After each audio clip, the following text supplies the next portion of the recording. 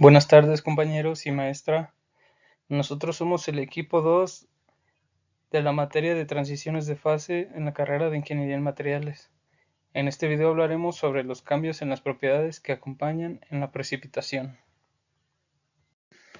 Los tratamientos de Temple dan lugar a pequeños cambios en las propiedades mecánicas y físicas de las aleaciones, ya que los átomos de soluto y los defectos puntuales superan la concentración de equilibrio durante el proceso y el enfriamiento produce deformaciones en la red. Las propiedades afectadas, en este caso, es la resistencia eléctrica, que aumenta considerablemente. Las propiedades mecánicas son las que están menos reflejadas, como las propiedades sensibles a la estructura, como la dureza, límite elástico, fluencia, etc. Son reblandecimientos a medida que se engrosan los precipitados finamente dispersos. La teoría de la precipitación hace prever que la aleación mostraría un pico de endurecimiento, resistividad eléctrica y parámetro de red en aumento a medida que se elimina el soluto de la solución. Tales cambios de propiedades se encuentran en la práctica, pero solo a bajas supersaturaciones y altas temperaturas de envejecimiento. En los nódulos de perlita se entiende que a mayor sobresaturación y menor envejecimiento, los átomos de carbono no tienen que viajar tan lejos, a diferencia de la velocidad de crecimiento de la perlita, la cual es bastante inestable y por lo tanto indiferente. Estos dos factores son importantes para la determinación del tamaño de los nódulos. Mecanismo y morfología de la formación de perlita. El crecimiento de la perlita se obtiene a partir de un enfriamiento lento de la austenita, que se indica claramente en dos procesos. El primer proceso es la redistribución de carbono, ya que el carbono se concentra en la cementita y evita la ferrita. El segundo proceso es el cambio cristalográfico, ya que en la estructura tanto de la ferrita como de la cementita son diferentes a la austenita. Todo esto relacionado con la difusión de átomos de carbono. En las siguientes imágenes podemos apreciar claramente cómo es que sucede la formación de la perlita, en la cual el núcleo activo del nódulo de la perlita puede ser una plaqueta de ferrita o una plaqueta de cementito, dependiendo de la composición y la temperatura de la transformación. Después de su formación, la matriz circundante queda desprovista del carbono. Esto favorece la nucleación de placas de ferrita. Las placas de ferrita a su vez rechazan los átomos de carbono en la austenita, y esto favorece el crecimiento de los núcleos de cementita. La temperatura por encima de la cual se disuelven los núcleos o las zonas se denomina temperatura de disolución.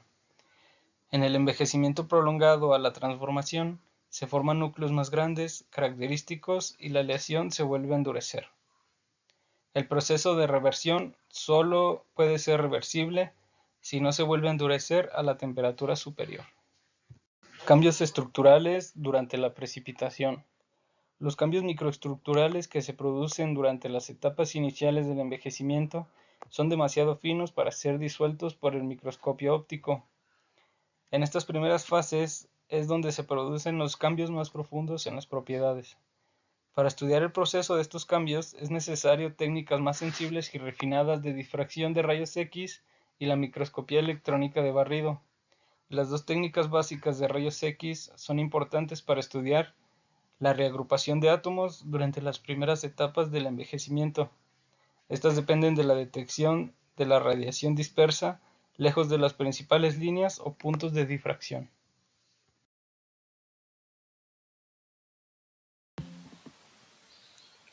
Al tener solo unos pocos planos atómicos de grosor, las zonas producen el efecto de difracción, típico de una red bidimensional. El método Laue ha sido sustituido por una técnica de oscilación monocristalina que emplea radiación monocromática. La segunda técnica aprovecha el fenómeno de la dispersión de los rayos X. En ángulos pequeños puede observarse una intensa dispersión en aleaciones endurecidas por envejecimiento, porque suele haber una diferencia en la densidad de electrones entre la zona precipitada y la matriz circundante.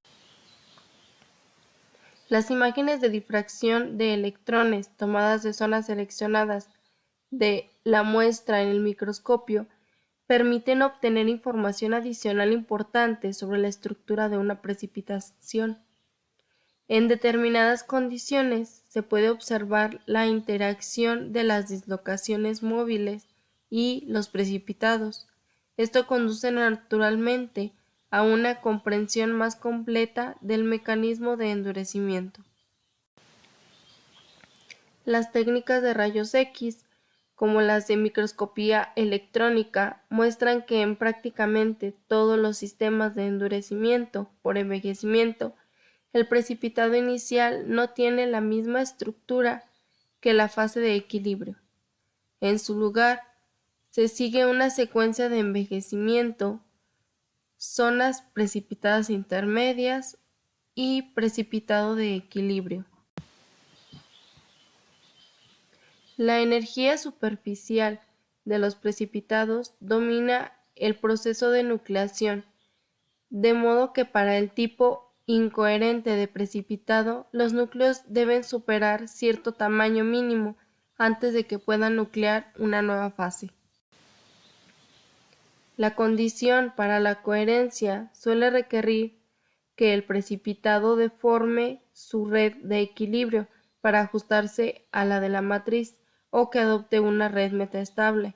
A pesar de la mayor energía libre de volumen y una mayor energía de deformación, la estructura de transición es más estable en las primeras etapas de la precipitación debido a su menor energía interfacial.